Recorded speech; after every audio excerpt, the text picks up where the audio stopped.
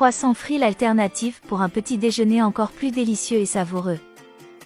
Dans un bol, je verse 200 ml d'eau, suivi de 200 ml de lait, de 200 ml d'huile et de 12 g de levure. Je vais tout mélanger, note tout ce que tu peux faire chez toi. Ensuite, je vais ajouter 2 cuillères de sucre et 1 cuillère à café de sel. Et je le mélange à nouveau pour qu'il soit bien mélangé aux autres ingrédients. Une fois cela fait, nous ne pouvons pas oublier d'ajouter 2 œufs et mélanger à nouveau. L'œuf est essentiel pour donner structure et fermeté à la masse de notre croissant. Maintenant, je vais utiliser 700 g de farine de blé, que je vais ajouter progressivement en mélangeant aux autres ingrédients jusqu'à ce que je retourne une pâte plus ferme. Ma famille adore cette recette, après l'avoir faite chez vous, je vous garantis que ce sera la routine. Dites-moi comment vous préparez le croissant chez vous, j'aimerais connaître votre recette. Avec la masse dans cette consistance, je vais commencer à la battre.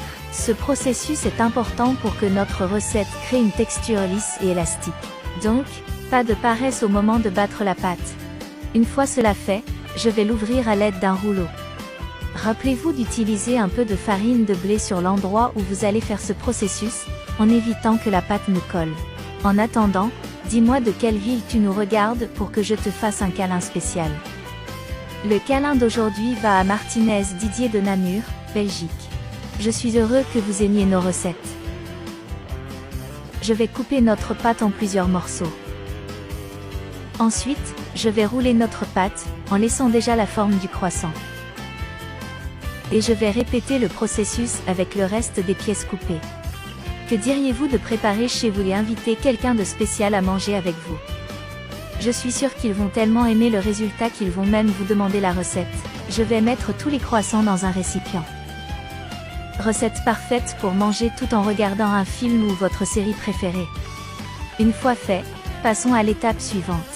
Dans une casserole à feu doux, j'ajouterai de l'huile, en quantité suffisante pour faire frire les croissants. Avec l'huile bien chaude, je vais les ajouter à la casserole. Il est bon d'être attentif au moment où vous faites frire car il ne faut pas longtemps pour atteindre le point idéal. Je vais le retourner pour qu'il fasse frire tous les côtés.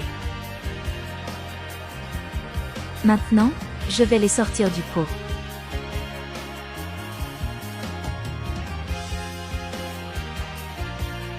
Ensuite, je tamiserai un peu de sucre sur les croissants. Après cela, les fameux croissants frits sont prêts. Il est temps de savourer cette recette incroyable. J'espère que vous avez aimé cette recette. Merci beaucoup de nous avoir accompagnés ici. Je vous verrai dans la vidéo suivante.